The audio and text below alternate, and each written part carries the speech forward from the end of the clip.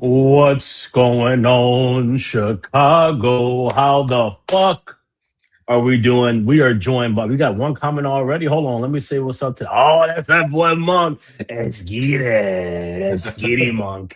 And B Pitts, that's a new name. How you doing, B Pitts? I hope that's not in regards to your armpits. I can't read. It's not B Pitts. It's BP Tiz. What up, BP Tiz? Don't mind me, BT cuz. Tiz. BP Tiz in the house for the first time with the pink Michael Jackson glove. How you doing, BP?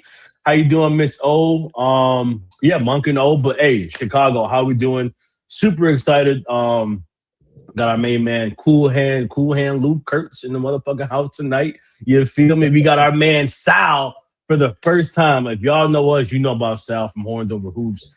But Sal is about to be rocking out with us tonight. Let me actually put him. Sal, you're in the middle, all right? It's like a sandwich. Oh Yeah. man. Yeah. Oh Yeah, man. let's go, baby. So we got our man Sal. Gentlemen, how we doing? How we doing? Sal, how you doing? Why don't you kick us off, man? How you doing? How am I doing, man? I'm stressed out, dude. I don't, have you guys ever moved before? I'll never do this again. This how's that is going? insane. Terrible. Oh fuck. You know what's funny? It would have been fine if I would have just picked one house and moved and been done with it. But like, tried to buy a house, that didn't work out. Tried to put an offer in on a second house, that was working out. I made it to about 2 weeks before I was supposed to close. And then a family member of mine, his old house, a childhood house of mine that I grew up in, it came for sale. So what did I do? I'm like, you know what? Let me see if I could put an offer in on that one. We got that one. So I delayed my move. Oh, So nice. 3 houses. It's been nuts, man. So best yeah, part man. is for 3 weeks, I'm gonna be staying with my mother-in-law. So Okay. it is what it is. We'll see I what kind feel of that. science experiment we got working out. But yeah. So, but this is the last time. I told the wife already. I said the next move that I make is going to be in a casket. That's the next time I'm moving. This house is the forever house. So I feel that, man. I feel that. Miss Kurtz. O, we do not forgive you for missing the last episode. You know, you got to be Tell here. her. Let her know, Yeah, man. come I on. feel like What I'm are too you nice. doing? It's What good are you cop, doing? bad cop. Like, Kurtz you on got y'all to be last tonight. here. You know, you're a regular. It's like when a bar is open and a bar has regulars and the regulars stop showing up, the bar is going to close down. So Miss O, you know, got to show up. We need you. That's But right. I think we're going to have a good one today. We're going to talk some summer league, you know, some of the games that have already happened in Salt Lake City and Sacramento. But also, you know, talking some of the upcoming stuff we got starting on Friday night for the Bulls. It's going to be probably the most interesting summer league we've had as Bulls fans, maybe ever, possibly, you know. So we'll see. We're gonna get into a lot of stuff today. What's up, Reese? How's it going, my man? Well, Reese, But man, yeah, that's my let's, brother right there. How you doing, you know, Reese? we got to dive into some stuff. So I just want to know, you two, I know Guilty, you know, you were Yeah. saying that you caught a little bit of Cam Boozer and Derek Cam Peterson Booze. yesterday. Amazing. And Sal, have you caught anybody? You caught some of these games yet? me, unfortunately, I'm guilty of just watching the highlight reel. We already took my TV That's down, okay. so that's Oh, already damn. packed That's a away, big ready to factor. go. So I mean, yeah. Oh, Yes, man. Well, Miss. So it is. She said, "Can we explain how Summer League works to O episode?" So, guys, yes, ma'am. Kurtz is going to be steering the ship. This was Kurt's idea. I'm just here for the ride. I'm gonna pull some highlights for us in the background, but Kurtz, take it away, baby, please, man. I mean, I guess we'll just start off with a simple explanation of what Summer League is for Okay. you know our regular Miss O who has decided to grace us with her presence tonight. That's right. Yeah, you know, but so essentially, Summer League it's a really good opportunity for NBA teams to try out both the rookies they drafted. Sometimes the second year players will play in it as well, but also it gives undrafted free agents a good chance to really get, you know, a chance to shine and earn two-way contracts or earn G League contracts and kind of continue their professional careers. And I think it's been going on. I mean, you guys, you know, you guys are seniors to me, so I'm sure you guys know, but from what I remember, it was in Orlando for a while in the early 2000s. And then they moved it on over to Vegas, what, 10 years ago, 8 years ago, something 10 like years that. ago. Yeah. And they've actually expanded and started doing a couple more summer leagues, which is what you saw this weekend in Utah and in Sacramento, giving some of these smaller market fan bases and franchises a chance to get more basketball in their city. So I think it's a really cool thing. You know, when I played basketball growing up, we played in summer leagues, and it was the most fun. Like, it was more fun than the actual season, just because you were kind of getting a chance to experiment a little bit. So I've got great memories of summer league. I love watching it. Sal, anything to contribute here? I mean, I've always been an avid watcher of summer league. It's just, it's a good little sneak peek before the season starts, man. It's a long time between the finals, and if you're a Bulls fan, we haven't made the playoffs in about, was it 4 or 5 years now, and it's just a good little it's a good little hors d'oeuvre for the regular season, man. It's, you get to see your guys, especially this being such a good draft class. Like, we got a top 4 pick. Like, I'm pumped already. Hell yeah! I mean, it's so crazy that you just put a clip of Noah getting yammed on by. Was that Noah getting yammed? I just saw Furphy go up. Was that the infamous dunk? Yeah, and you said, "Damn." You got in there, man. Hey, look, I'm like Stacey, man. Look, I show love to our opponents too. I just love greatness. If one of our players get yammed on, I gotta show appreciation. But I'm gonna tell our players that you go boom on that motherfucker right back. I can't get mad if you get yammed on. Just get it back in blood, gang. And we need Noah to get it back in blood, man. We need it. Absolutely. So I guess I want to kick this off and just say, what individual prospects or players are you guys most excited to watch over the course of the Vegas Summer League or the games that have already happened? And Sal, we'll kick it to you first. Who are you looking for this summer? I'll be honest with you. Obviously Caleb. But I feel like Caleb Wilson is, obviously going to be the centerpiece of our team watching it. But honestly, Noah Senge.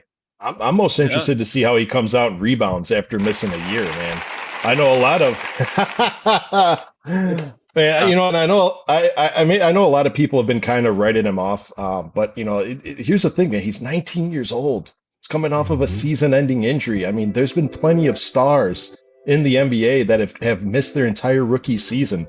Some have won Rookie of the Year, and they've come out to have such great careers. So I'm interested to see how he rebounds from having a year off and kind of proving all these people wrong. Absolutely, sir. Damn it. Hey, Guilty. You want to speak on that a little bit after you wrote that fantastic article on, was it Sunday or Monday about that? Thank you. First of all, thank you, sir. Shout out to Hope and Santana, man. Santana is the GOAT, man. He's been showing us love since we started this show. On that. What? Oh, yeah. See, so we need Santana to come on the show sometime, but shout out to Santana. I was born in 2004, so that's not my fault. That's crazy. Yeah, man. That's not my fault. That's crazy. That's crazy. I mean, I was 94, so it ain't that. But regardless. Yeah, man, just in regards to that, man, to Sal's point, bro, like, yeah, I'm looking forward to Noah. I think that we really got something brewing with Noah. He already, I feel like last season he showed so much. He showed so much in Summer League, but especially in G League, because what stuck out to his game the most to me was just how he let it all come to him naturally. He wasn't rushing shit. He wasn't out here trying to get, because people know in Summer League, you're out here like you damn near can't get mad at guys for being selfish in Summer League because everybody trying to make it to the next level, or in the G League, you can't be mad when guys are trying to get buckets and they're just forcing the issue because they're trying to make it onto a squad. What really stuck out to me about Noah is that he wasn't trying to do none of that shit. It's the same thing. You're kind of, not to compare him, so we'll talk about this later, but not to compare play styles, but the way we're seeing Darren Peterson right now, he's not pressing the issue. Everything is kind of coming within the flow of the offense. He's out here trying to get his guys. He's doing look-ahead passes, getting assists, letting the game come to him.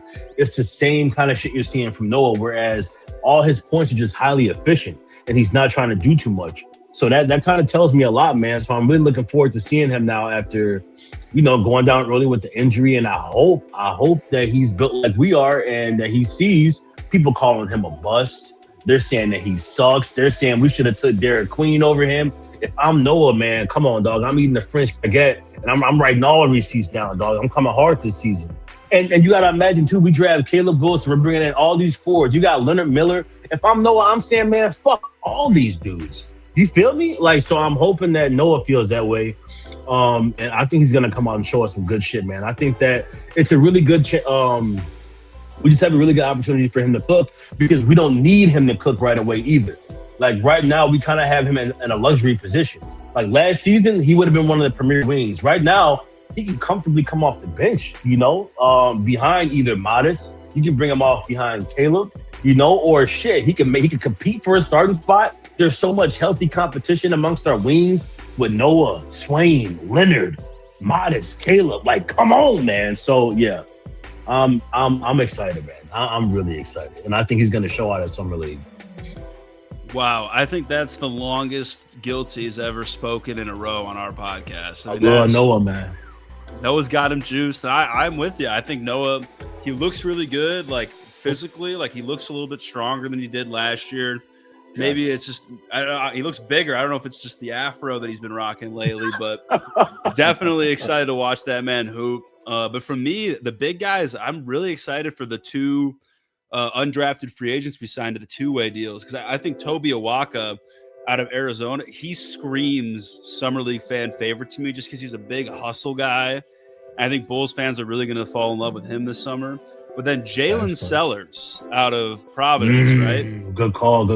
This man had a quote yesterday where he said, I know I can score with the best of them, but when I'm out there, my main job is to shut people's water off. But they water off first. Come on, man. Up.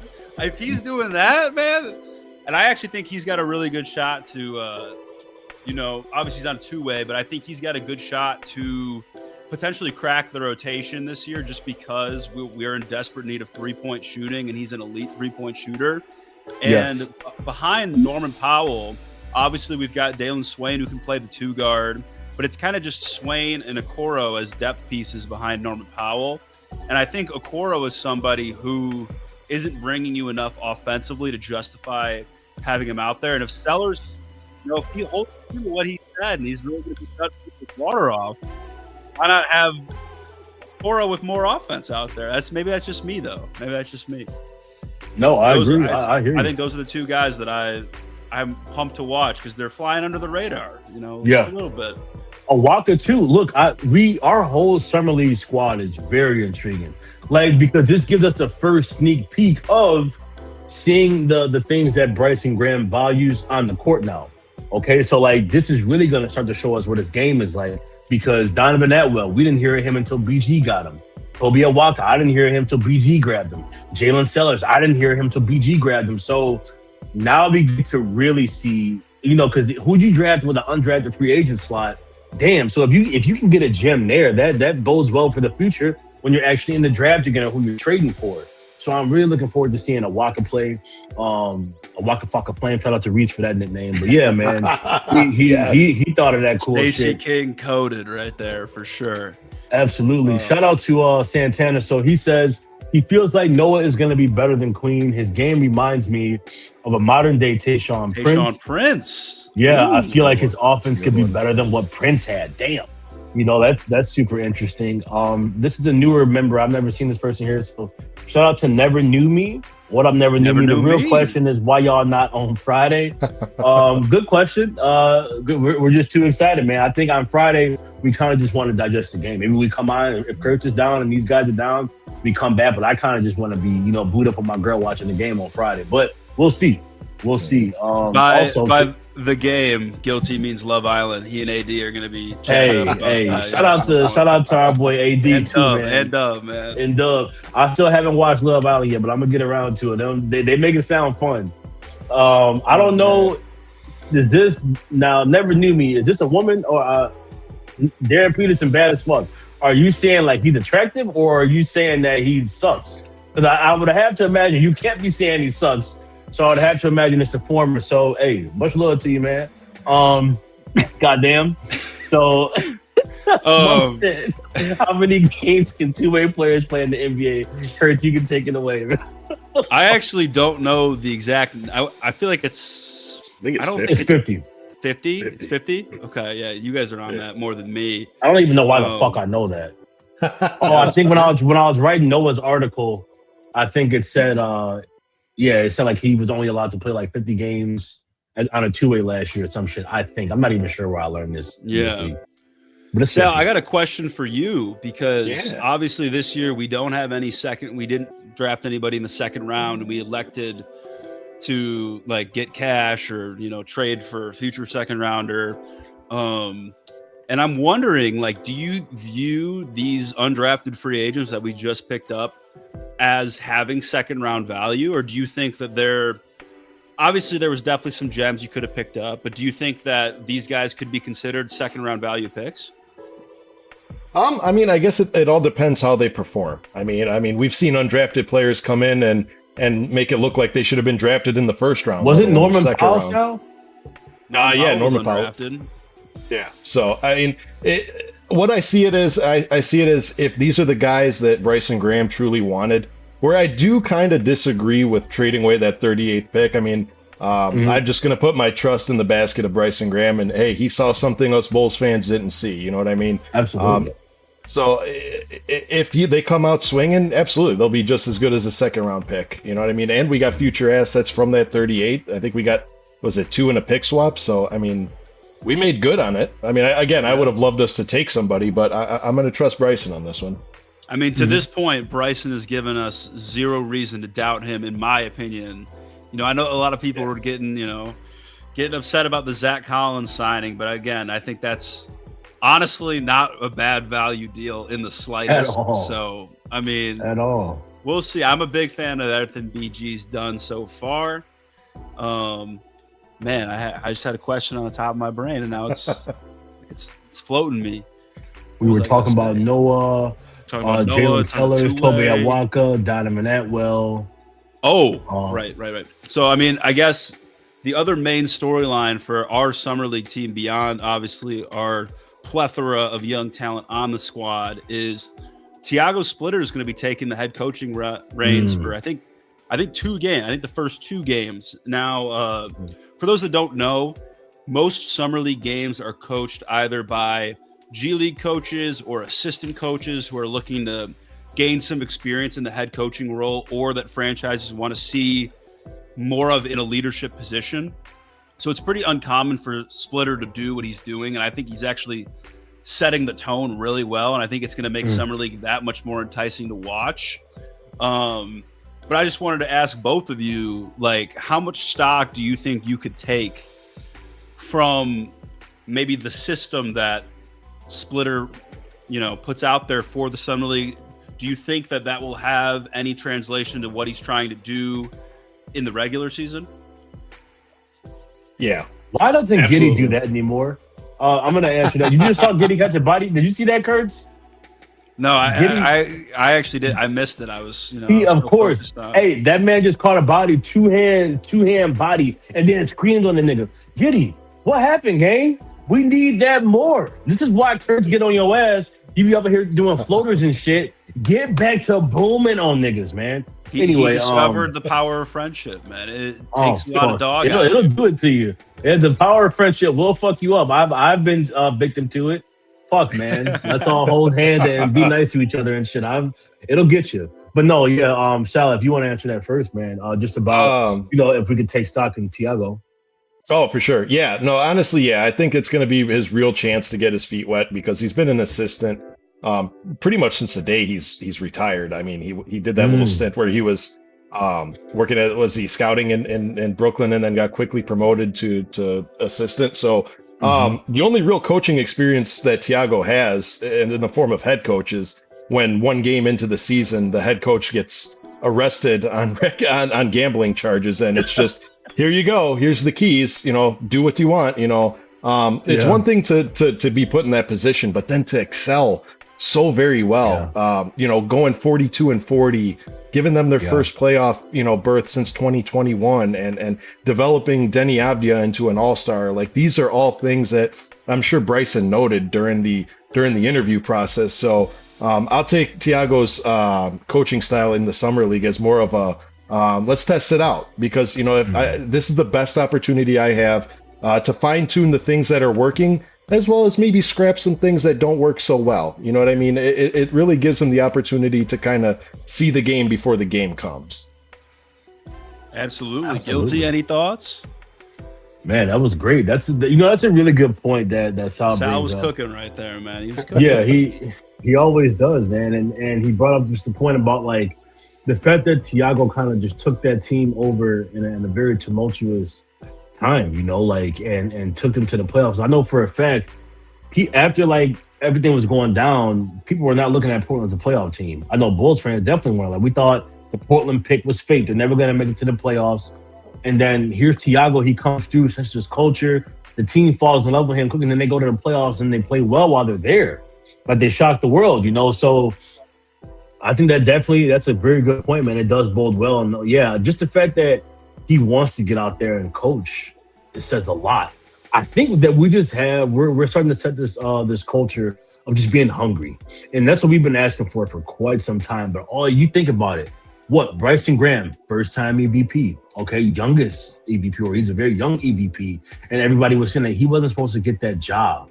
Like when they were on Wall and Sylvia, I think it was either Wall and Sylvia or Thomas and Hall. But they asked him, like, man, like, how did you two do it? Because Bryson Graham, people don't get the position that you got on the first try and you got it. Thiago, coaches don't get hired at the age that you get hired and you got it. And so they all like are players. For one, Bryson Graham had said at the press conference, said the way that these players want to be great players, want to be legendary players, I want to be a legendary and great executive.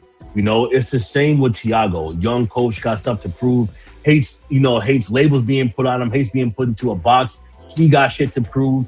Caleb Wilson, do I gotta say it, gang? Like Jalen Sellers talking about cutting niggas' water off. You feel me? Like we know how modest is. I just feel like we're starting to build this really hungry culture. From top to bottom, where they just want to fuck you up and prove you wrong, and they want to get after it. And I think to see our fucking coach, bro, like coaching summer league because he just wants to get after it and get the reps in. Are you kidding me? Like that has me so excited. So I think it definitely tells us a lot. It gives us a lot of stock into who he is as a person. And I'm already just extremely hyped and proud to say that's my coach. Seeing him, like, that's so cool to me. Shout out to Peck. Earlier, Peck, I think it was on CHGO either today or yesterday. I said the same thing when we brought on Bryson Graham. I said Bryson Graham and Caleb Wilson kind of remind me of Ben Johnson and Caleb Williams. But Peck said that Thiago and Bryson kind of remind him of Ben Johnson and Caleb Williams. And I could see it. Again, young, hungry, innovative, on the cutting edge coach who wants to prove wrong and loves his player in Caleb Wilson, and Caleb Wilson loves Thiago. Man, dude. And to see these two going in the summer league together, I'm really excited, man. I just feel like our team is starting to represent the way that we all feel. And that's fuck the rest of the league. Let's fuck them up. So it'll tell us a lot. And I think that we have a roster that Thiago can utilize too. He's talking about getting to the boards, being aggressive, get out on the run. I love to hear that. No more small ball shit, boys. No more small ball shit. We crashing the fucking boards. We getting out on the run. We're playing aggressive. Breakneck basketball, So I'm excited, man. Yeah, and I think, you raise a good point about this being or feeling like a new culture that we haven't had in quite some time. Obviously, I grew up with kind of in the Derrick Rose era. That's what got me into hoops. And, everyone really loved that team, not only because they were talented, but because they played with certain qualities that Chicagoans feel like represented themselves. And even that's beyond Derrick Rose just being from here. Like, we all fell in love with Joakim Noah because, as Chicagoans, we related to that, work ethic and toughness. And I feel like in the past, honestly, in the entire AK era, we never really had a team that we related to on that like cultural level. And I think we're starting to kind of see the signs of that coming back, which I find so interesting. I'm so excited for. As Denzel Valentine's a game winner on the screen. Curtis, you and these synchronicities keep happening. The first time you go up, then Giddy comes on the screen and you didn't see it. Now you talk about when AK was here, how we never had a culture, and look who pops up. Denzel Valentine hitting the goddamn Summer League championship game winner, man. But hey, you're so right. You're so right. Yeah, I was going to say, Denzel Valentine is the poster child for don't take stock into Summer League. Don't take that much stock into it because even if you're the best player in summer league, doesn't mean you're going to be the best player in the NBA. You know, that's for damn sure. That Tyler, we'll see. Yeah, it is. Yeah. Speaking of, you know, like we're just seeing so many summer league demons on the screen right now.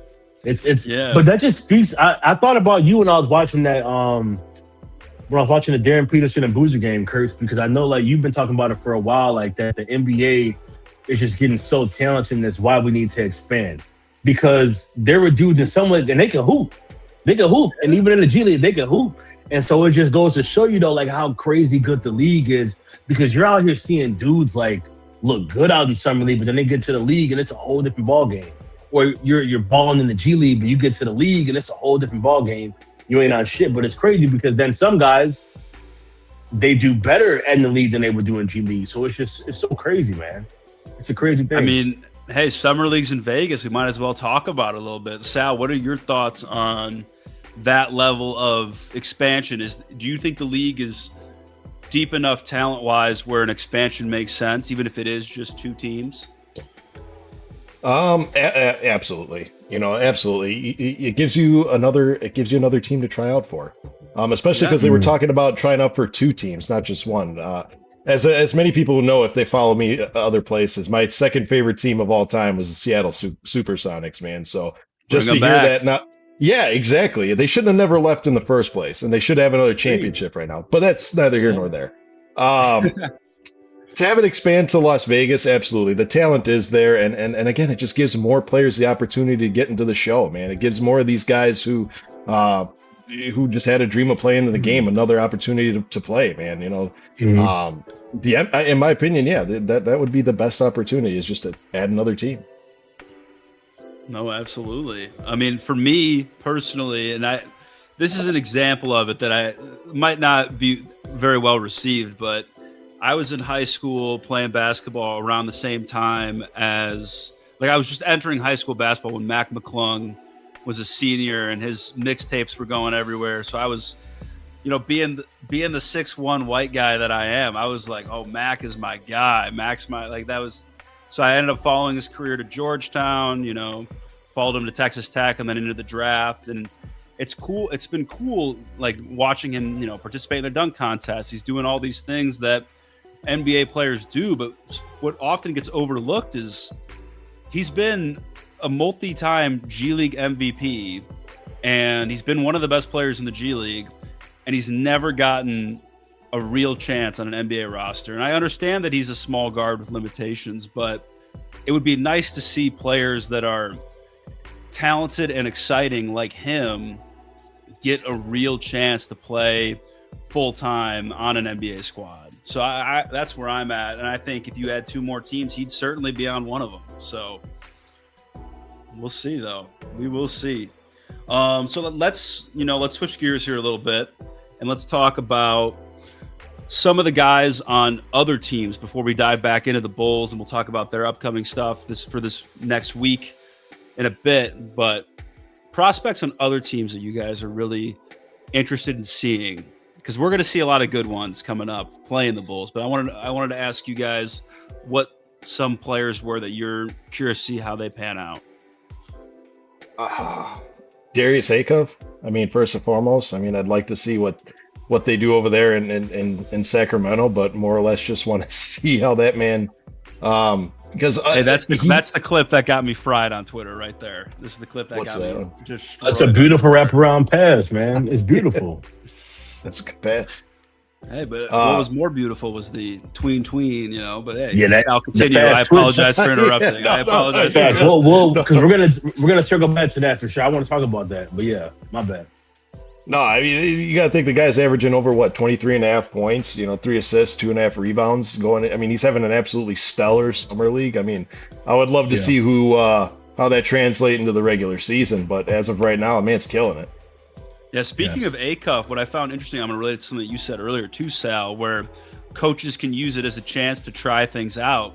I also think players get to use it as a chance to try things out. And in ACUF's first game, he didn't shoot the ball that well, but he had a usage percentage of 64, which is unheard of for a rookie. But essentially the Kings were just like, take the ball, do whatever you want, see what works, see what doesn't, and figure it out. And I think it's so cool that players like Acuff get the freedom to figure out their games and how it translates against NBA athletes as well. He earned it too. Absolutely. It just I feel like it tells you so much about human beings too, because like I said, I haven't gotten to catch one of his games. I call it the first half of, I forgot. I think he might have been against Mikal. Is that a real thing? They played, wasn't that the first game, Mikal versus Acuff? No, it was Blazers. It was Acuff versus, was it Blazers? Maybe it was Blazers. I forget who they played. I thought they didn't play the Nets. They did play the Nets, but Acuff and Mikal, or at least Acuff didn't play. Mikal didn't play. I think.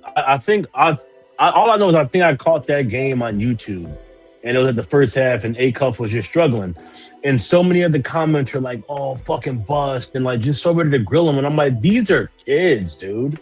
Like, can my man even make it a whole season here before people are ready to jump down his throat and be so ready to say, oh, he sucks and he's ass?" It's like we live in a culture now where like they want to root for your failure, downfall, just so that they can say that they were right. And it's like you feel cool about being right, that you said, oh, he's gonna suck, and this kid suck. He's a kid, bro. You should want to see this little dude succeed. So I don't know, man. Well, he's also he's so dope. Like he's thank you. Thank you. I agree. Like, anyone hating on Acuff is like, it blows my mind. It blows. They my just mind. hate me. I mean, literally after his game on Saturday, people were like, "Oh, this dude's gonna be an accountant in 4 years," and I was like, "What are we talking about?" Like. Acuff though. We talking about Acuff gonna be an accountant. What are we doing, man? Motherfucker just be talking crazy, yeah, man. So I hope I hope the game slows down for him, like mid-season or maybe after his first season, he just balls out. So I think he will. If Trae Young came into the league and he was balling out, come on, man. You know a dude like Acuff is going to eventually. It's only a matter of time, man. Sure. He's a fucking dog. I mean, come on, he's a leader too. Like, man, so I wish the best for him, man. I do. I'm right there with you, man. I'm right there with you. I think for me, I was really excited to see Peterson play, and I think he's kind of already proven that he's probably too good for summer league. I think they'll still run him out for a little bit more, but you know, I'm sure a lot of people know I'm really high on what the Jazz are doing over there. I think Will Hardy's an excellent coach, and I think also Ace Bailey is a phenomenal talent. Great for Ace Bailey. I was finna say with those damn back spasms, man. What the fuck? Yeah, but he was like in that first game before he went out, like he and DP were problematic offensively. Mm-hmm. It was, and both guys play defense too, and I think that team is. Hey, I'm happy with where we are as Bulls fans, but Utah's got some sweet living right now. I'm not gonna. Oh, dude, I love it. I love it. And what I love about Darren too is that, like, because I think it was actually you, Kurtz, like, and I feel you, but I think you and like a lot of people were saying that, oh yeah, DP at the point guard is not going to work. But I feel like because he was struggling that first game, but that's what I love about him too is that second game you can already see, dude, the game slowed down so much. He said, all right, bet. And like, so it just speaks to his processing. He's so fucking smart. And I just feel like he plays like a fucking 10-year vet already. Yeah. Already. Just the way he moves, like he kind of just, the way I used to feel about watching, there's just some people that just move different. Like D Rose, he moved different. Like as soon as he was on the court, something about the way he was out there moving, he just stood out from everybody else. And nobody has moved like him since. DP kind of gives me those same vibes. The way he just moves is different. It's different. I think he's definitely going to be in like, for sure, top shooting guards in the league in the next 5 to 10 years. Within 5 years, he's going to be in that conversation for sure. He's different, bro. He's very. It's those guys that move at their own speed. Like they don't let the game speed them up, or they don't like let anybody rush them. And I think those are when you really have, like that's when you really can find special players. And like I always. This is a really dumb example, but it's just I play a lot of ping pong. You know, I play a lot of ping pong in my day. And when you're playing against somebody who plays really fast and you match it, it's easy. But then you come up against a guy who's playing slower. He's hitting the ball at you slower. It becomes a little bit harder, even though it should be easier, just because you're used to fast-paced play. And those people that can really thrive in those fast-paced against really good competition, and in those games where the competition isn't as good, I think those are really the special players in the league. And I think Peterson is he might have. Yeah. We're gonna look back and think he should have gone 1. I think. Yeah, no, for sure. He's one of them other than Caleb Wilson. Caleb Wilson's gonna be. So Peterson. He's one of them ones, man. Peterson's just one of them ones, man. Like, and I think it just speaks to him even more so. Like when he was in college, and like we talked about it on this show. You know, like when he had his interview and he said like that. I think he wasn't into going out all the time, and he's like kind of like an introverted loner, an antisocial loner. We said it. We said that could either mean one or two things: that he's just a quiet kid who stays to himself, or he's got that motherfucking Kobe gene where he's just here to play ball and win. And I love that this young kid, especially in this generation, full of distractions. It's easy to get distracted. I'm 31 years old and I get distracted by shit. And you see this young kid saying like he's not here for none of that. He's just here to ball.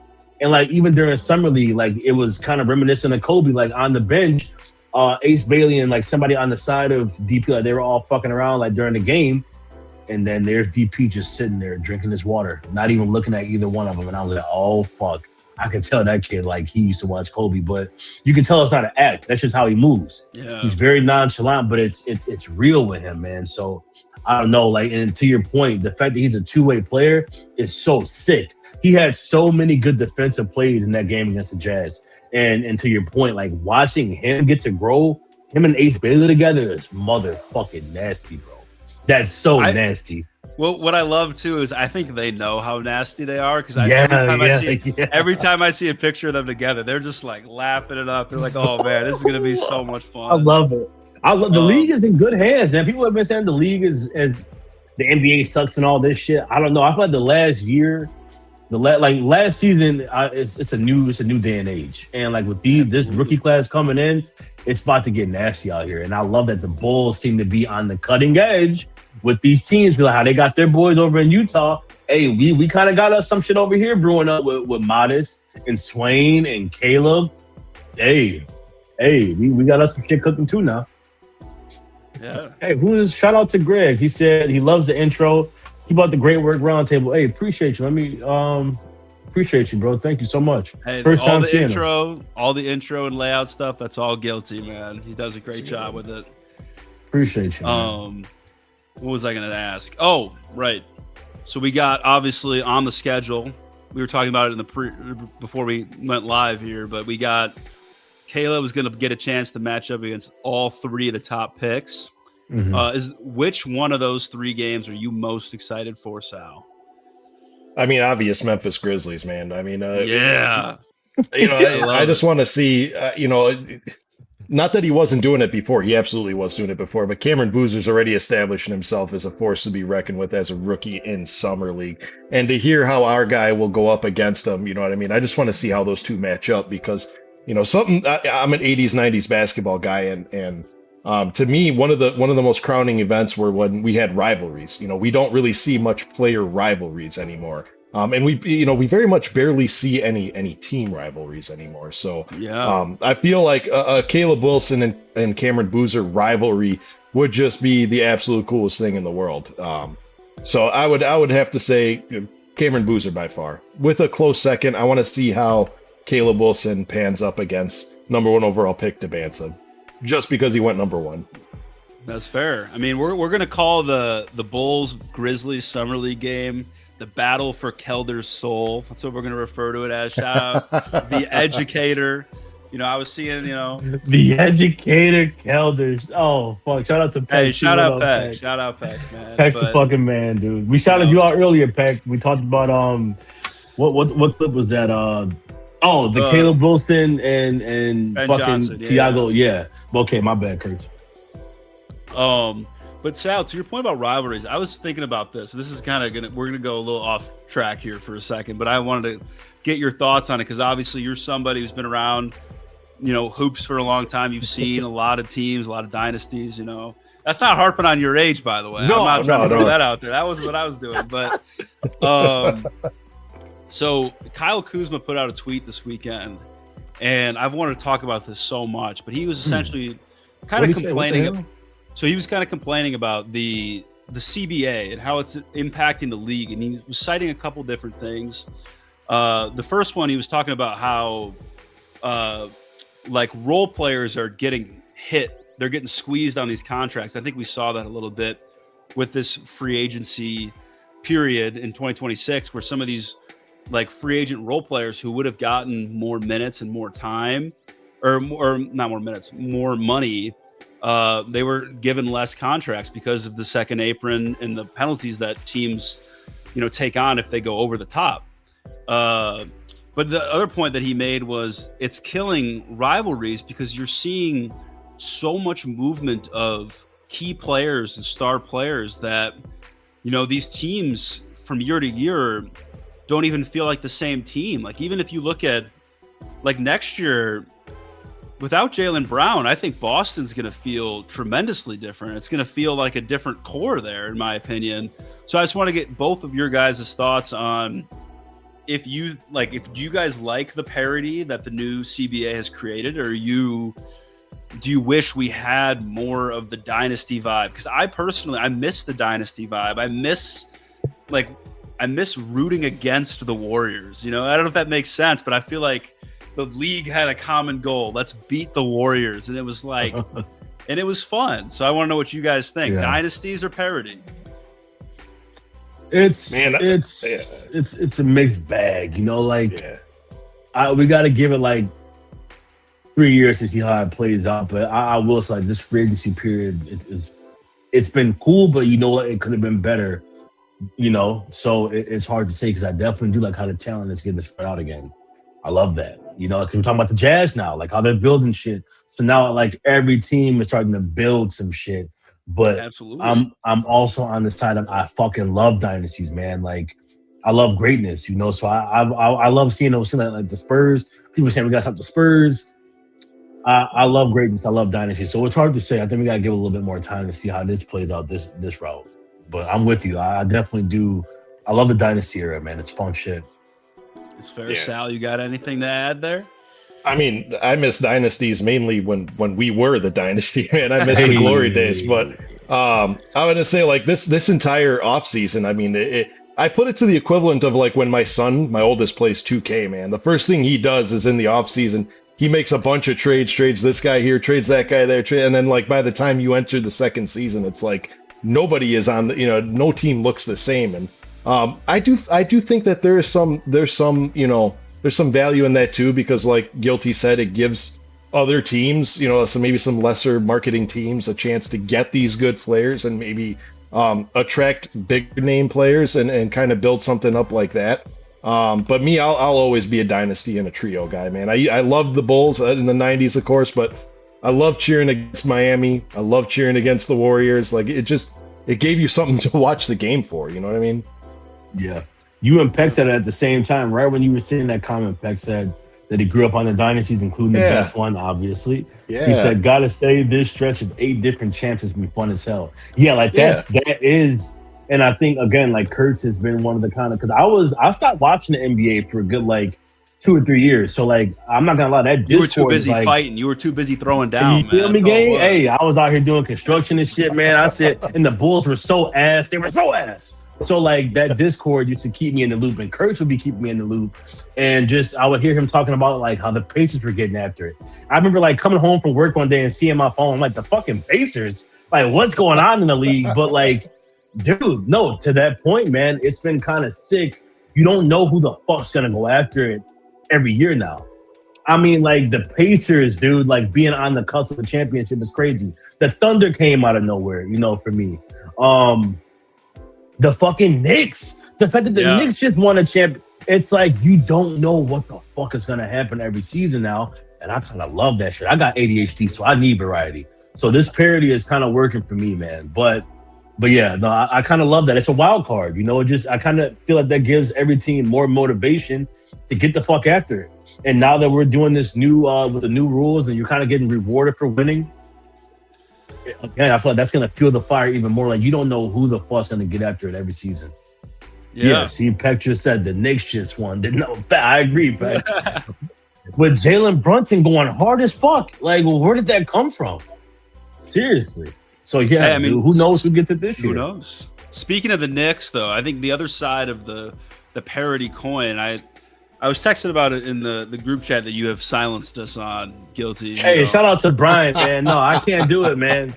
I can't do it. My phone blows up enough. That's why we have the Discord, because I'm like, perfect. We can talk ball all day. My phone don't ring, it don't vibrate, so I get to see it. My phone, I had that group chat. I would get the alerts. That motherfucker, and it's Brian. He's like, so what's for breakfast today? Fuck all that. So I'll see you guys in a little bit. But yeah. But anyway, the other side, or the other variable that I think has helped create parity, and I think we've seen it with both the Pacers making their run and then the Knicks this year, is, the league has become so reliant on 3-point shooting. And 3-point shooting is obviously something that varies from game to game for a lot of people. So like the Knicks, I was looking into this because I was like, man, the Knicks just shot the crap out of the ball in the playoffs. And I think they outshot their opponents from three on percentage, or as a percentage, in 16 of their 19 games or whatever it was. And they went 15-1 in games when they outshot their opponent from three, and then 1-2 in games that they didn't. So do you guys think you see 3-point volume also being a factor in creating the parity, or do you think it's more the CBA, or do you think it's a little bit of both? Definitely both. Yeah. The 3-point shot, it's opened up. My bad, so I'll be quick. No. The way that we're playing ball now is, I mean, again, we talk about the Knicks, but who led the charge? Jalen Brunson's tiny ass. The Steph Curry and this 3-point evolution has just changed the entire league. You got dudes who are playing and being prominent leaders on their team that would have never even fucking been on the court in the closing seconds 5-10 years ago. So I think like this new league is, the 3-point shot has changed everything. The analytics has changed everything. The CBA. Yeah, man. So I like it. So we'll see where it goes from here. Sal? Here's the thing, like, again, being an old head and watching 80s and 90s basketball, man, where you do love and appreciate the 3-point ball, I do miss, roughing it out in the paint, back to the basket, dunking on someone's face. I miss defense. I miss earning your points. But to answer the first question, it's the cheat code. You know what I mean? It is the style that the game is going towards, and if you master that, you win. You see what happens. It's come down to who can shoot the ball better. Well, the game of basketball is who can put the ball in the basket. So 3 points is always more than two. I'm just going to say that. That's fair. It's very fair. I think for me, what I've disliked the most about this 3-point era is I feel like it's made everyone play a very similar brand of basketball, and it's gotten rid of specialists in a way. Obviously, there's definitely still like specialists that are shooters, but you've got to be able to do more than that to make NBA rosters nowadays. And I think that's a testament to how talented the league is. But I feel like back in like when you had specialists, like I grew up in the 2000s, like a lot of those teams had guys for specific roles. And I think it created such a level of strategy and added more elements to coaching that I found made basketball more interesting to watch as a fan, if that makes any sense. Oh, it makes a lot of sense. Makes a lot of sense. It's one of the things that, like, that's why I got so frustrated with the analytics crowd and like the people who love Billy Donovan's just, we only want to do twos, layups and threes, and it's like eliminating the mid-range shot. That was my biggest gripe with that. It wasn't that one single shot of being, because I know, like, shout out to Shaw, I would argue with him all the time about like, man, Donovan needs to let these boys cook more in the mid-range, and he'd be like, well, it's just that one shot, you guys. It's a bad shot. No, it's the whole analytics crowd trying to eliminate the mid-range shot, which to me, you're eliminating a whole arsenal, like a whole weapon in your arsenal to attack your opponent with. To Kurtz's point, there were so many different strategies. Like you had different game plans for certain kind of players because everybody's game was different. Now everyone's just trying to play the same game. You want the most efficient shot. Dude, but it makes you a lot easier to fucking defend. We know you're either going to go all the way to the rack. I mean, I saw it in fucking Summer League. Like, you had dudes passing up open layups for 3. And analytics said that's the most efficient shot, though.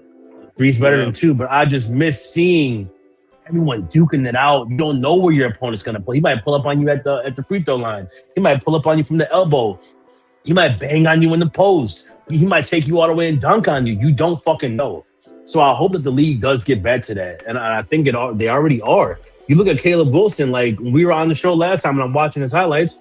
I didn't realize he's kind of a little mid-range demon. I didn't know he had that in his bag, man. He's he's in the post off that elbow, like spinning with doing turnaround middies and shit. So I feel like, and Thiago's talked about that when they ask him what the strategy is going to be.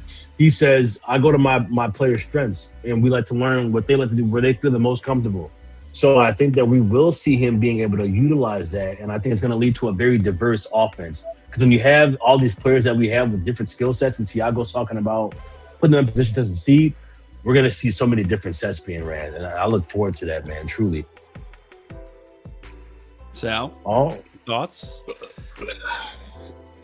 I don't know. Honestly, I mean, I'm just ready for this league to develop and to find its next niche. You know what I mean?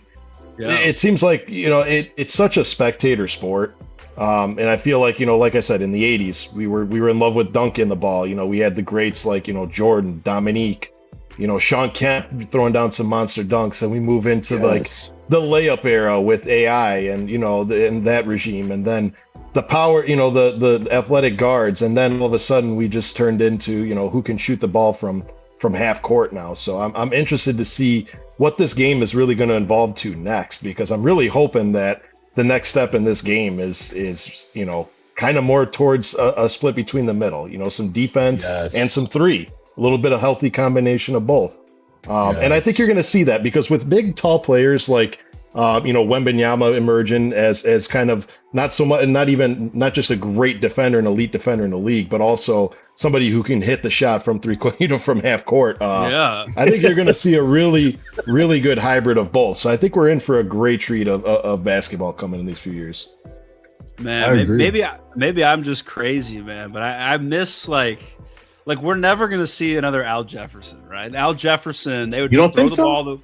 They just throw the ball to him on the low block, and he would just go to work. We're never going to see that. I think we will. I think no. It's like fashion. It's like fashion, dude. Like everything comes in waves. So like right now, it's so. Have you seen fucking what movie is that? God damn it, me and Mike quote it all the time.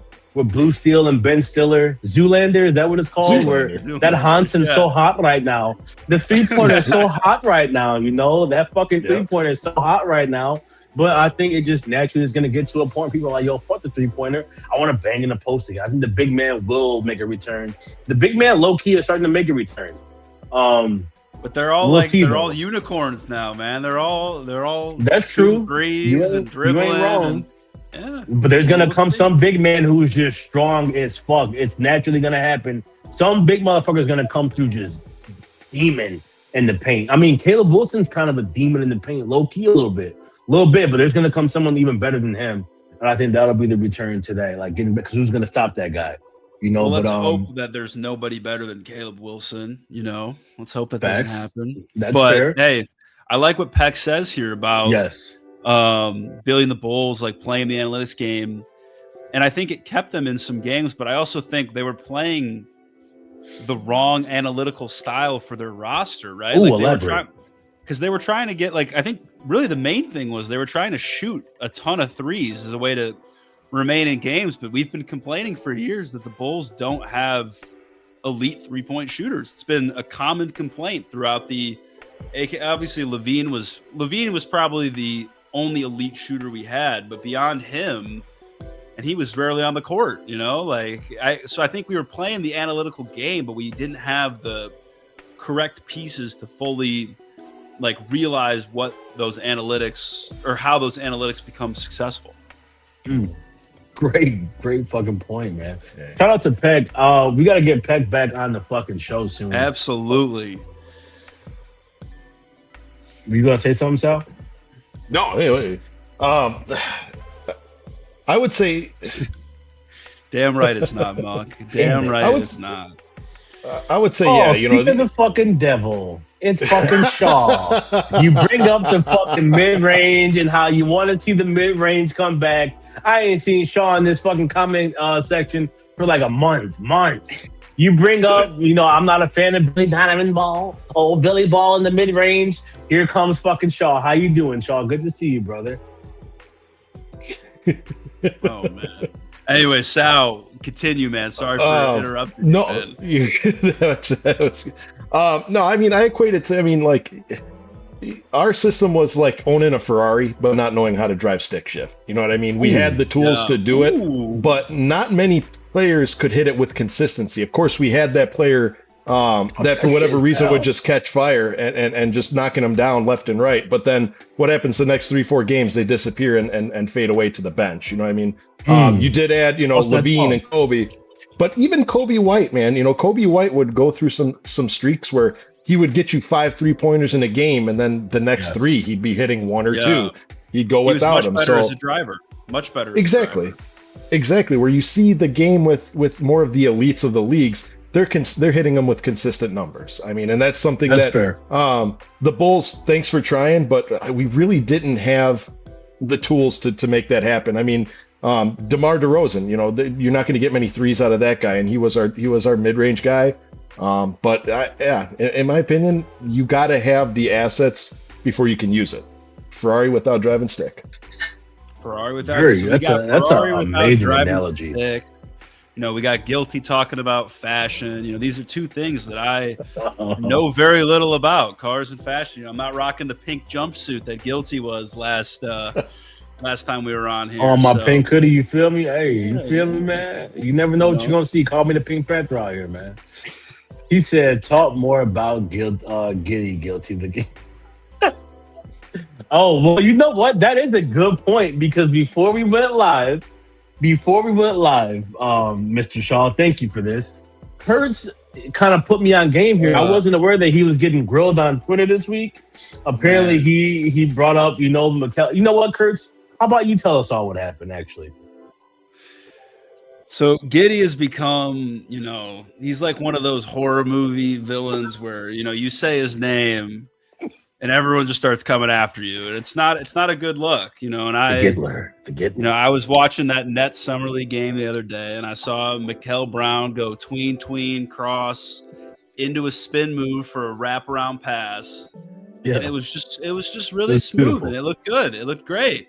And I made the mistake of quote tweeting that highlight and saying, man, I don't know how anybody would want to watch the archetype of Giddey over the archetype of Mikal Brown Jr. Purely aesthetically and stylistically. I did give Giddey his props. He's been productive. I said that in the tweet.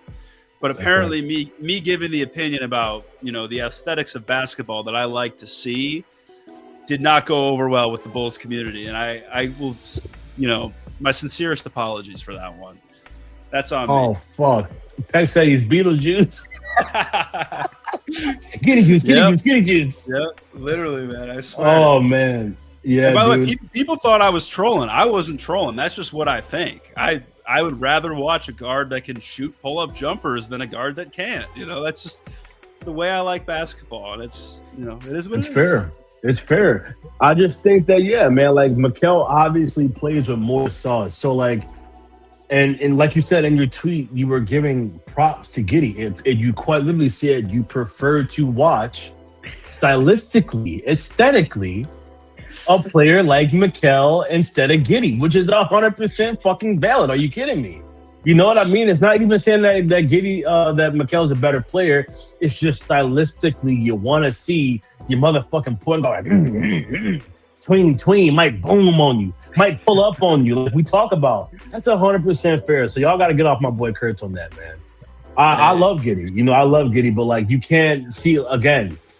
If you get to the point where you can't talk objectively about things, then everything you say goes out the window. If you can't appreciate Giddey while also being able to say, oh, but like having that point guard over here, I could see why somebody would like that person instead of Giddey, then your opinion holds no weight. You have to be able to say both, that, or else you just sound insecure to me. Beetlejuice is fucking crazy.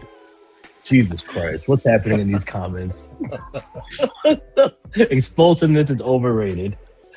Oh, boy. I mean, did you Giddey watch the juice same is a whole other playoffs thing, that I did? Yeah, it was. Hey, this is kind of interesting. We got a Bronny highlight on the screen. Obviously, LeBron, big free agent this summer. Where will he go? Who knows? But I really think, and this is, Bronny has earned his NBA independence from his father. You think so? This is my thoughts. I think he's proved it at the G League level. He was one of the better players in the G League. He's becoming a really good defensive player. He shot the ball really well this year at the NBA level. And I think that there's a place for Bronny on an NBA roster where daddy's not in the starting five. That's all I got to say. What do you guys think about that? I haven't seen enough of Bronny to say that. Every time I've seen Bronny, it's been bad. Like there's a YouTube comment out there, but like I said, I haven't seen full games, so I can't speak on that. But there's a YouTube account. I'll pull it up while we're on the stream. It's called Awful. I think it's called Awful Coaching. And he's like, somebody please hire me. Somebody please subscribe to my YouTube channel. And he's like calling out like the worst plays and called out coaches. And every time, dude, there's been so many videos of just Bronny just getting fucking just brutally. I gotta watch my words here, but Bronny gets fucked up on all this dude's videos. So I've only seen bad things from Bronny. Oh man. But I'll take your word for it. What about you, Sal? Brom said it right here on the head, man. I could see a world where Bronny James could be a great two-way player or that 14-15 guy. But the unfortunate part for Bronny is because of his last name and because of who his dad is, he's never really going to get the opportunity. That too, yeah, exactly. Because of just who he is and who he looks identical to in the face, where he's never going to get that opportunity, man. It's unfortunate because this kid may have some real talent. This kid could have been something, but everyone's always going to remember him as LeBron James' son. Everyone's always going to remember him as he wouldn't have even been drafted if it wasn't for his dad. And that's the stuff that it's unfortunate to him as he's throwing down highlights on there. Look at that dunk, Bronny James. The title of the video is called "We Owe Him an Apology," so we'll see. But I mean, like right there, he demonstrates he's got all the aspects of an NBA player. But is he going to be a starter? Absolutely not. Is he going to be a six man? Absolutely not. Can he play some crucial minutes at a 14-15 rotation and be a heck of a two-way player? Absolutely. But unfortunately, we'll never get a chance to see that. Damn, I know he was out here booming. Hold on now, Bronny. Hey. Oh, yeah. Hold on. He got more explosiveness than Giddy, gang. This video is a minute and 35 seconds, isn't it? Just all the Bronny highlights. A minute and 8 minutes long. But they got a lot of different angles in there for every highlight. You're seeing this is fair. Side. You're not lying. Holy fuck, you're not lying. Each highlight's like 5 minutes long. Highlight reel fits on a YouTube short. We better get off of Bronny James before Bulls fandom turns on us for their well-deserved hatred of LeBron. If we're being quite honest, he's done the Bulls probably dirtier than any franchise in the league, other than maybe Toronto. But we'll see. But speaking of the Bulls, I think we should dive into talking more about what you guys are expecting to see during Summer League from this squad. Like, what are some things you guys are looking out for? Maybe it's the splitter thing. Maybe it's the players. What are you guys looking to see? I'll let Sal go first. I've been fucking yapping on this episode. I'm gonna put some highlights on the screen for Sal. Take it away, man. I'll be back. I'm looking to see development. I'm looking to see some development. I'm looking for these play. I'm looking for Caleb Wilson to be the player he said he was going to be. I'm looking for Jalen Swain to come out and prove to people why they took him instead of Cameron Carr. You know what I mean? I want the undrafteds to come out and earn their spot. I'm really looking forward to watching Tobe Awaka play. Man, 6'8", 250 plus pounds, the third. I think he was third in the NCAA last year in offensive rebounds. That means his height isn't there, but his rebounds are there. That means he's a bully in the paint, and I'm really looking forward to see how he plays. Jalen Sellers, I've heard him being compared to like a Timu Josh Hart, so I'm really interested to see how he comes out, because what these players don't understand is there could be spots on the main roster coming up. Yeah, two-way guy, he could play some crucial minutes. So I'm just interested to see them restore competitive basketball to the city of Chicago. That's what I'm expecting. Well, good. I mean, shout out Chocolate Salty Bulls, man. Bronny taking it to the rim is more aesthetically pleasing than watching a giddy spin floater.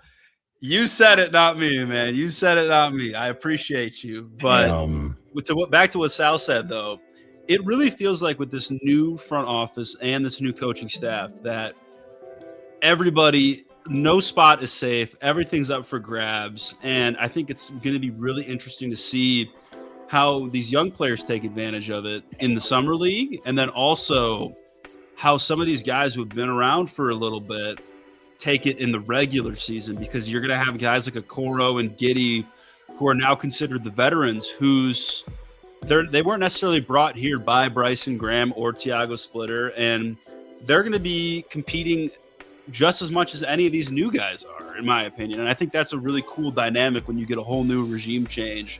So I agree that that's something very much to look out for in Summer League. So we'll see. Guilty, how about you, man? Anything you're looking for in particular?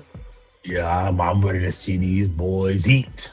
They're about to eat. I'm ready to see them eat, Kurtz. Y'all know how I feel, man. I'm trying to rein myself in at this point, because we're going to end this show in like probably 10 minutes or so. I'm trying to rein myself in.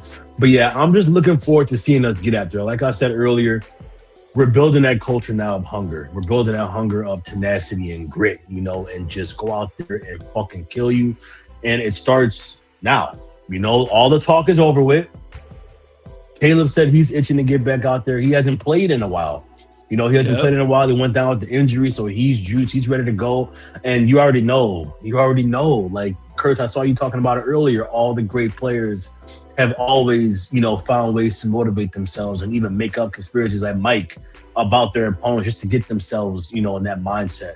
So he's probably doing that shit already. But Caleb seeing Darren Peterson and Cam Boozer having these great summer leagues already himself, you just know he's ready to go out there and fucking fuck them up.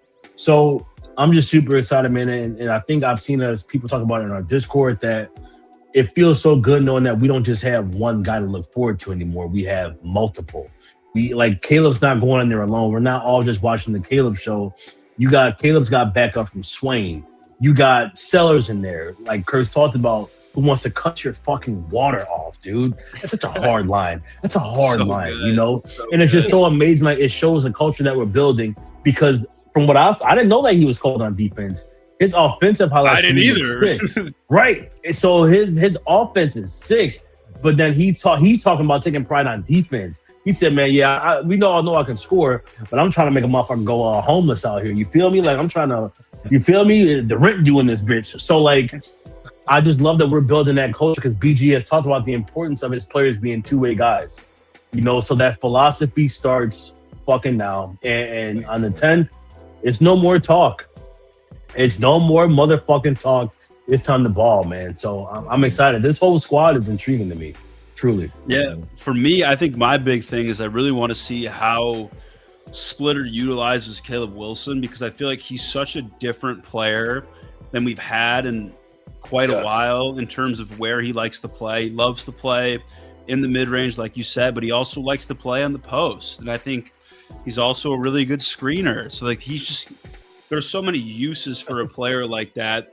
And we really don't use, Billy Donovan didn't use. No, he did not. Players in multifaceted ways. So I think it'll be interesting to see how, what positions we're putting Caleb in to succeed, and how different they are from where we've seen guys like Modest, play in the past. So I think that's my big thing. Yeah. Oh man. Let's see here. Sellers the landlord. I like that. Sellers and Sal, man. I'm gonna be looking for houses soon. It's gonna be great. Yeah, okay, no, I'm done. One house and that's it, man. Man, this has been an absolute nightmare, bro. I do not recommend moving to anyone. You know what? Delete Zillow off your phone. Don't even go to it. Don't think about it. Just stay where you're at. I don't know. What about those people that scroll Zillow and fake apartment hunt in their free time? Yeah, that was me. I've seen it. Oh, there you go. That's how I got in this situation.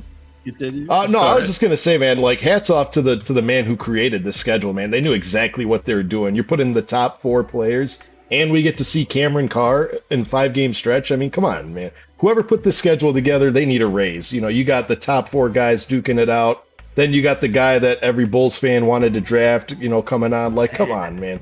That guy needs a raise. I didn't even think about Cam Carr playing the Bulls. Swain versus Carr. Oh, man. Yeah, man. That might have me. Imagine Swain goes the fuck off that game. Imagine. What I would like even more is if he just shuts Carr down. That'd be yes. Yeah, and that's a very likely possibility. Wow. It's gonna be interesting how they match up because Swain's very much a downhill guy. I mean, he does a lot of his damage. It looks like I was reading a stat about him. He has a 46% free throw attempt percentage, which like how often he gets to the line per possession. 46.4% in college, and when he gets to the line, he hits 81.3% of his free throws. So it's going to be interesting. Like, not only can this guy draw contact and get to the line, he can also finish his plays. And I just feel like that's something that the Bulls needed. We needed that get to the basket, fight for those points, and hit the and one on top of it. So it's going to be interesting to see Cam Carr try to guard him. Yeah, I mean, I feel like I say it every podcast, but Swain was like, he was literally one of the best isolation scorers college basketball has seen in the last decade. Like, that is a special skill that needs to be utilized, and it's the skill we were missing. And I think Bryson Graham knew that it was a skill we were missing, and that's why he was so attached to Swain. But I also love that it seems like he's on the same page as Tiago, because Tiago is like, oh, he'll be running some point during summer league. I'm point Swain has me a little juiced. I can't lie. You know what I love too, man? It's again, like I know I fuck around like on here a lot, but like let's get like when I get serious, man, like dead ass what I love the most. For one, Caleb's comments about why he loves Tiago. He said because Tiago is very serious. Tiago don't fuck around. And I love that Caleb loves that. Because you get some players where that might hurt their feelings. They want their coach to be like, hey, listen, we're a unit, we're a squad, all right? I love you. You come sit next to me on the bench. You can never do any wrong because we're the Chicago Bulls. Fuck all that. Now, he said, no, Tiago knows what he wants, and he wants it now. And I love that our young rookie, who calls himself Batman, I love that he loves that. Because, again, we're building that culture of constant improvement, constant evolution. Caleb wants to be the motherfucking best. When your best player, Kurtz, you talked about this, why you love Scotty Barnes. I'm so hyped. I'm saying this motherfucker's name, Rod. Scotty Barnes. Scotty Barnes. You talked about why you love Scotty Barnes so much. Why? Because he's a general. He leads from the front lines. He gets after it. He was in the playoffs, locking the players up, going full court, grabbing a rebound, full court, man, like coast to coast, converting on buckets. And you said when your best player has that kind of tenacity and fire, you're blessed. And I think that we have that now with Caleb, or your best player, or the player that wants to be the best, your leader. He wants it on both ends of the court. He wants to kill his opponents. And when your best player is doing that, the whole team's going to do that, and our coach sounds like that too. And when they interviewed Tiago, and they asked him, they're like, oh, like, were you surprised at how good Dalen creates and his playmaking? And Tiago said, I wasn't surprised. I watched a lot of film on him. I love that answer, again, because it just shows Tiago's locked in, dude. It's the little things, man. I feel like a coach, like, there's rumors going around that Caleb didn't want Mike Nori. I think maybe it was Reese that said it in the Discord. I was skimming and I saw it. Or maybe it was Noah. Whoever said it, they said that the rumor is, or they're speculating that Caleb didn't want Mike Nori here because Mike Nori is known as a more easygoing, laid-back, joke-around kind of a dude. Where they asked him, were you surprised that Dalen Swain was so good at playmaking? Mike Nori might have been like, oh, yeah, fucking it's crazy, man. That's our guy. Whereas, that's fine. I love that. But Tiago said, hell no, boy, we ain't surprised over here. We do our homework over here. We locked in over here. It's a whole new era, man. We ain't playing no fucking games anymore. So I'm so excited, man. It all starts on July 10th, dude. It really does. Like, we have a whole team full of fucking savages. Like, we're talking about these players. We still got Modest to look forward to this season. I'm so hyped to see Modest now that he has a bunch of dogs, some Dobermans around him. He's needed that. Sal talked about it when I came on your fucking pod. Yeah. He's needed that around him. Again, Giddey has needed these kind of people around him. I think Giddey's about to have an amazing fucking season. He's got so many weapons to pass to now. And like he's not alone. Swain can create. There's going to be so much playmaking. This multi-ball handler that we've been waiting for so long, it's here now.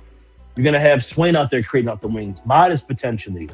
Like we're going to see how if Thiago can use Modest in the Denny and Vija role, Swain in the Denny role, where your wing is creating. I mean, he talked about that. He said there's going to be times where we don't have a point guard. Swain is going to be the point guard.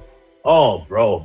To your point, Kurtz, because Billy Donovan was not utilizing these players to the best of their abilities. He tried to do what he knew best. You know, God bless him and his bubblegum. But I'm just so excited that now we have a fucking coach who's going to utilize these players to their strengths, dude. Like, we don't even know what that looks like yet. I'm so excited. Mm-hmm. Hell yeah, and let's not forget, we're going to have people are going to have an impossible time taking it down low to us, you know, with Caleb Wilson, Modest. You know, Modest was in the 100 club. And then my guy, Nick Claxton, man. This is going to be one of the most feared, we got a tall lineup. 3 years ago, we had a 6'8" center. And now we got a legit rim protecting center. And equally as tall, Caleb Wilson. And equally as tall, and then, Noah grows 1'2", some people say 2'1". We have a tall. Some people say lineup. 6 inches, man. Some people say that he grew to 7'5", man. He's Wemby. This man's going to be 8 feet tall by the time we see him next. But we just have length. We have height. We have. It's going to be hard for teams to take it to the rack, which was already checking one box of stuff that we needed to improve from last year. Is our rim protection was Olay. Walk right by me. And we finally got a guy that's like, hell no, you're not scoring on my basket. Try your luck from deep, but you ain't scoring on me. And he's catching bodies, Sal. When have we seen that? When's the last time we had a center that was out here and you had to worry about that motherfucker catching a body on you at any second? You got to worry about getting caught from our whole starting five besides Giddey. But that works because Giddey's just out here 2 feet in the rock. So I really love Giddey in this role now. Giddey is surrounded by the entire lineup. Even Norman Powell, I know he's getting up there. I don't know if he can still get up there like he used to, but he might still like sneaky hops like DeRozan would sometimes and catch you on a poster. But that starting lineup of Giddey, Norman Powell, between Modest, Caleb, and Claxton. Motherfucker, you better keep your head on a swivel because those dudes are looking to hurt you, bro. Like, Jesus Christ. I think Clax is going to be such a good fit for Josh in particular so because good.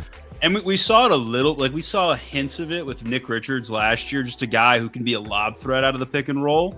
But then where I think Claxton separates himself a little bit is defensively, are you going to be able to pick on Josh Giddey as much in a pick and roll situation if Claxton's the big behind him in that? I don't think so. I think Claxton really is going to help Giddey on both sides of the ball. And it's the pieces are there for him to have for Giddey to have like a very strong year. Yes. Yeah, because Nick Claxton is just, something that separates Nick Claxton and Nick Richards is Claxton can actually catch the ball down low. I mean, you saw him just there hit that pick and roll, like set that monstrous pick and then roll right to the basket. And that's something that we didn't see with Nick Richards. So, if anything, you're going to see Giddey's turnovers go down and you're going to see second chance points go down. You're going to see points off the fast break go down. So and that's just the addition of one guy, one guy. One guy, and we added 3. This team is going to be a fun team to watch. And I wish it was October. I do too. But hey, we got a sneak peek coming this week and next week with the summer league. So, that's what we got to do. How do you feel about this, Kurtz and Sal, before we head out of here? DJ 2K Nitro said Noah will be traded in a year because he just does not fit with this roster anymore. I disagree, man. I disagree, but I guess we can't speak on it until the season. Maybe you're right. I think he fits even more now because it's like he, off the rip, like we talked about earlier, you now given him the luxury of us not needing him to produce right away. He can come off the bench and cook and develop gradually, and if he's pretty slappy too.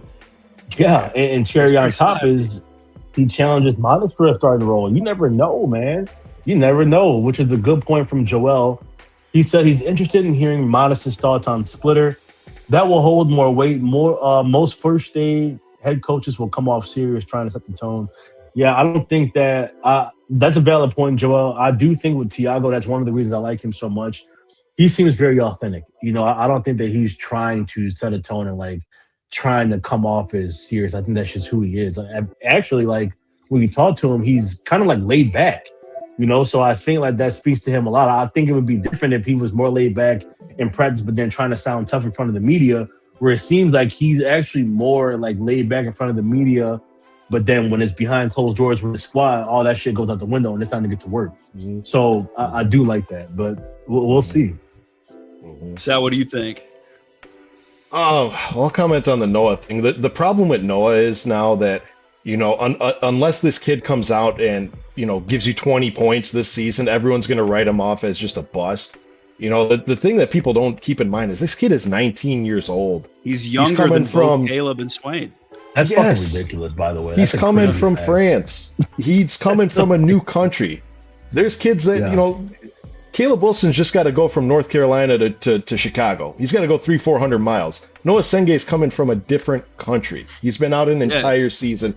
And unfortunately, because of the stigma behind it, because of the Derek Queen aspect, because of you name it, there's going to be a lot of people petitioning that if Noah Senge doesn't turn into an all-star right now, we got to get rid of him, which I disagree with. I agree. Because here's the thing. No one is saying he needs to be that guy. Everybody, when they get drafted, they don't need to be drafted to be the MVP. They could just have a job on your team. And I think that with his youth, with his development, with him overcoming injury, Noah Senge is going to be a very, very good player. I wouldn't say a year. I would say, give him some time, man. Project players. Look at Giannis. How long did Giannis? They didn't know Giannis was going to turn into the dominant MVP that he was. He was a scrawny kid from Greece. I know I didn't, Sal. I know I didn't. When he first played us, I'm like, man, get this tall, lanky, grasshopper looking ass motherfucker out here. I was all about the Bulls, dude. And then I heard people saying like, oh no, he's supposed to be like one of the greats. I'm like, this dude, fuck out of here. I was not trying to hear. I'm like, this kid ain't doing shit. Yo, Giannis, and now Giannis is fucking Giannis. So that taught me a lot personally. So you're spot on with that. Yeah. Now, am I calling Noah Giannis? I'm not. No. But I'm not saying that's not a possibility. I'm not saying realistically, I don't know. We'll have to see. The guy played 6 minutes. But I'm just gonna have a little bit. Yeah. I'm gonna have a little bit. I'm gonna have a little bit more confident patience with Noah. I mean, he's a 12th overall pick. We got a guy sitting at the end of the bench who was a 4th overall pick. You know what I mean?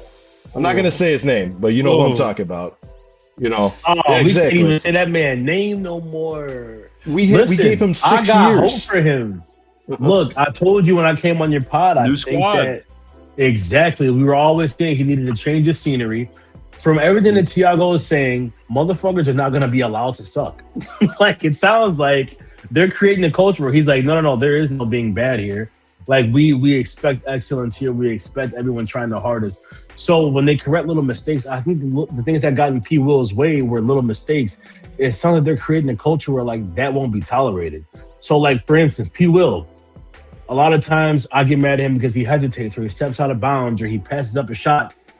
I think BG and Tiago both talked about like the importance of watching film with the players now. So that sounds like with them, when P. Will does that, he's going to get pulled out of the game, or they're going to go to the film room after and say, what'd you do wrong on this play? Why didn't you shoot it right here? Next time I want you to shoot. Which is what we've been asking for that for fucking years. I mean, we're not in the building. I would have to imagine. You would have to imagine if my dumb ass is over here saying this. Billy Donovan had to have been. He had to have been implementing that. They had, but like I can't tell because how that shit's still happening. So I would hope now that maybe this is a new scenery. This is a new scenery for P. Will, and I think that he has a chance now to be utilized properly, bro. I really do. I can see P. Will being a good piece off the bench, a very good role player for us, a very good 3-and-D guy, and he might surprise people. I hope. I still got hope for P. Will, man. Because he's too good not to have hope. That's the craziest thing. We get so mad at Patrick because of how good he is and he's not utilizing it himself. We don't get mad at him because he sucks. We get mad at him because he's too damn good to play the way he does. So I just hope I hope he figures it out, dude. He's got the fucking talent. He's got the skills. He's got it all there. It just needs to be here. So we'll see. Yeah. And he's only 24, man. That's the sad part. Is there's a lot of people that think that you weren't Patrick kidding. Williams. Fuck, I thought you were kidding. He's 24 years old. You know. Yeah. Wow. That's crazy that he's 24. He looks 40. You know, I feel like we stressed that kid out so much, man. I feel like so bad for him. That poor fucking kid. He's a kid. Hate will age you, man. Hate will age you. It will. It will age you. Especially the Chicago hate. Chicago hate is unparalleled, I feel like. I don't know. I've been hearing a lot about Boston. I hear they're pretty rude in Boston, but I know the hate different in Chicago. You will age, and I feel like we've aged the shit out of P. Will, man. That poor kid. But P. Will, come on, man. Get mad, P. Figure it out. Yeah, Kurtz was one of your number one believers. P, if you ever see this video, P. All right, you got one of your OG supporters up here. And even I still believe that. Okay, good, man. Good, man. No, I think we'll see. You know, well, I think too. Like a big thing with Pat is he's such a half-court player, in my opinion, and we've been playing such transition style play. And that's not to say Tiago might. I mean, Tiago's probably we're going to play fast. We've got a fast team, but if we spend more time developing half-court offensive sets, which I feel like we didn't do under Billy Donovan, I think Patrick Williams might. Like he needs more guidance on the floor. You can't ask him to be out there and freelance because he's not going to. He doesn't get that. It's more of if you show him what to do, if you use him as a screener, if you have him coming off screens, like you have to actively get him more involved. If you're Patrick Williams' coach, and I think Splitter's going to do that because I liked what he did with a lot of those forwards in Portland. So we'll see. We'll see. Absolutely, we shall see. All right. I mean, we've been going for yeah, but okay, real quick before we go, Sal, I'm going to give you a chance to plug your thing, but I got to say one thing really fast. I got to shout out my boy Guilty really quick. You know, me just recently was announced that he was going to be one of the people in charge of the Fanatics Bulls fan experience, and I want to say shout out to you, and then also Melissa. Melissa, you tweeted today that if you could play any position, you wanted to play point guard. That's exactly what you are for this Bulls community. Always out here facilitating things and making sure everyone's, you know, keeping it together. And we really appreciate that as a community. And I can't think of two better people than Melissa, Guilty. And I know you guys got some more people on the squad, but was really excited when I heard that news for you guys. And yeah, I just think they chose the best people. Shout out Melissa. And yeah, I just want to let you. Wanted to say that, Guilty. Just wanted to say that. Thank you so much, man. Yeah, shout out to her. No, seriously, like shout out to her. It's still all so new. I would say like I forgot that it happened, but like it's still like it doesn't even seem real. It's very surreal. Like right before we went live, like she put out a tweet like promoting it. So I guess on the squad, so Melissa is the team leader, right? So Fanatics is starting a fan advisory network, and I'm still learning how this all works. But like Kurt said, Melissa is the team leader, so like she's the point guard. Yeah, and so what Fanatics is doing is now they have like different cities that are connecting with the fan base. So there's a New York branch, they're gonna branch into LA, and they wanted to start out with Chicago too. And so they came to Melissa to be in charge of the Bulls, and I think she's the team lead for the Sky as well. And then we have guys that are in charge of the Cubs, the Sox, the Blackhawks. Like it's the whole thing.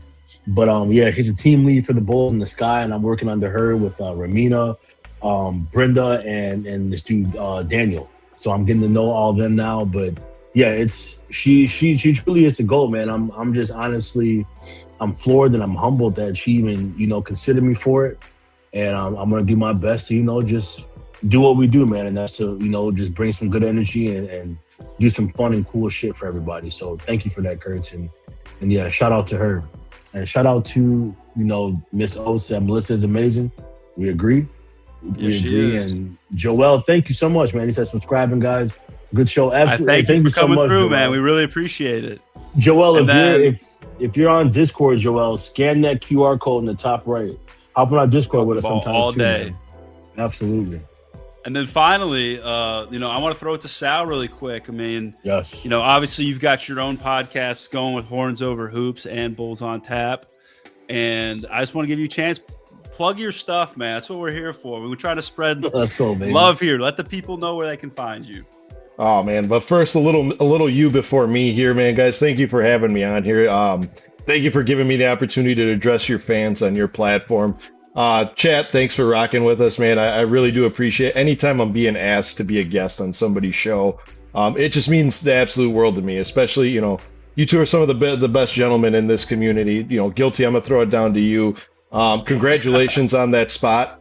You and Melissa are probably the two of the best personalities that this Bulls community has ever seen. I'll just say that, man. You guys are truly for the people. Like you're for the fans, and that's something that I can never see. I've never seen that replicated. You got love for a team, but you got love for the people more, and that's sure. I respect that wholeheartedly because I always preach on my show. I am a diehard Bulls fan, but I'm a die-harder fan of the people of this community because we're such a great cluster of people. I mean, I could go on and on, but not the segue. Not the segue. You deserve it, man. I always said you're going to be destined for great things. So, yeah, I feel like I owed it to you guys first, though. Thank you so much. As far as me. Oh Sal. no, dude. Trust me. It's been an absolute pleasure and a journey watching this adventure of yours take place, and it's going places. Hey, but we fucking arm in arm with this shit though. Where I go, the squad goes. So like we in this shit together, man. For real, you know that. Yeah. Because I mean, I remember back when you hadn't even made a pod appearance yet. You know what I mean? And now look at you, got your own show. What and, the fuck? It's fucking go on weird, the up and man. up. It's crazy. It's very surreal.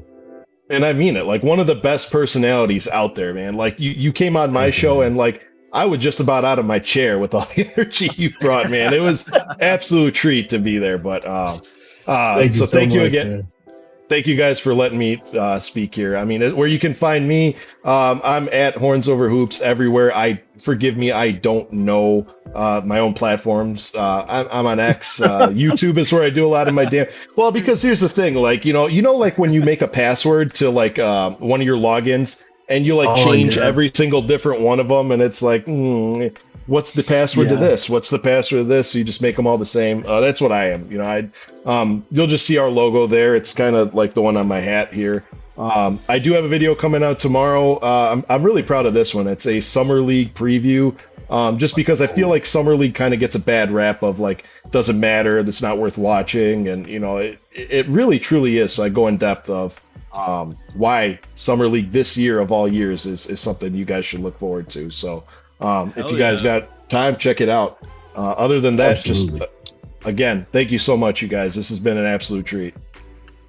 Thank you, man. The pleasure is all ours, Sal, man. Yeah. God, we gotta do this again soon for sure. Anytime. Sales horny meter sky high. Shout out to Monk, man. Shout out to the comment section. It's always just so cool. Like I don't even know where some of these people are coming from. Like Wicked Lifestyle. It's my first time seeing them. Shout out to them for coming through. The Believer's been coming through a lot. Shout out to the Believer, man. As always, shout out to Monk and O. DJ Nitro, Joel. That's the first time seeing him, so it's just been like, to you guys' point, man, like I said, it's all so surreal. Like everything's just happening so fast, so it's just super cool to have, you guys like by my side and be doing this together. I feel like we're growing as a community together, and it's been super cool, man. I feel like everything that's been happening, it's not just happening for me, it's happening because of the community, so it's an honor to be able to do what we do and to be accepted by the community, and just not only be accepted, but like to get to interact with the community, do our shows together, talk ball together, watch our team together, so it's super cool, man. Like, and the fun hasn't even started yet. It's just the off season, man. Imagine how fun it's about to get, this season, dude. Even starting on Friday. It starts Friday, so thank you guys, man. Truly. Thank you for, embracing me. Course, man. Anyway, thank you so much to everyone that came through. We've been doing a lot of shows lately. They've all been super fun and interesting because we got guests like Sal coming through. And we'll have to catch you in the next one. Maybe we'll do some Friday post game, but I think we're all going to be locked in on that game. So, Bulls Nation, we love you. Absolutely. You see, Monk, ain't nobody I'd rather watch grown men play with nice ball with than y'all. You know what, dude? Shout out to Monk, man. The producer, man. Yeah, we're gonna have Monk out here producing soon, but yeah, like Kurt said, just shout out to you guys so much. Thanks for coming through. Oh, shout out to Izzy. She's getting ready to go. Speaking of Summer League, Yes. Izzy is about to be boots on the floor. She was already In interviewing Vegas, the players. Yeah, she's on her way to Vegas right now. Shout out to her. Safe travels, Izzy. Shout out to our boy Dub. He was going to be on, but I think something came up. And shout out to Mike and Pepper, just our whole squad. But yeah, thank you guys so much. And like that one person said in the beginning, maybe we'll come back on Friday. I don't know. I think we're going to be watching the game on Friday, man. I don't know if I'm trying to pod on Friday, but we'll see. Maybe like a pod after the game. We'll see. Post game. I'm thinking post game. Definitely not. You want to do a post game? No, fuck yeah, no. I can do that. Because what's the point? Let's watch the game, during the game. Plus, I think you're going to be a safety hazard during the game, man. The walls in your building the roof is coming down. You're going to have to get the Kool-Aid man, memes coming through. Shit. Oh, yeah. Oh yeah, fast. Yeah, it's about to go down on Friday, man. It's about to go down so much. Yeah, we miss Mike too, Monk. We miss Mike too. All right, well, thank you guys. We got to get out of here. We'll let you guys go. Absolutely. Thank you. Hey, thank you for putting this together, Kurt. This was Kurt's put this together for us, guys. He got Sal in it. He had the whole idea to come out here and talk Summer League. So thank you, Kurt, for putting this together, man. As I always tell you, you've been fucking killing it, bro. So it's super cool, man. Like, y'all talk about who gets me. Like, I'm juiced up, but like Kurtz gets me juiced up, man. Like, watching this dude, fuck me. Like, it's about Kurtz. Anything I'm doing is to set up Kurt's neck. So like, hey, y'all appreciate me, but y'all sleeping on Kurtz. So that's my boy right there, man. So thank you for putting this together, Kurtz. I appreciate it, man. Happy to be here. Fuck yeah. Let's get it, gang. Well, yeah, we'll see you guys. We'll see you guys soon, man. Thank you so much. Go Bulls. Much love, Chicago. Yes. Fuck the Grizzlies. We're out. Damn, later, boys.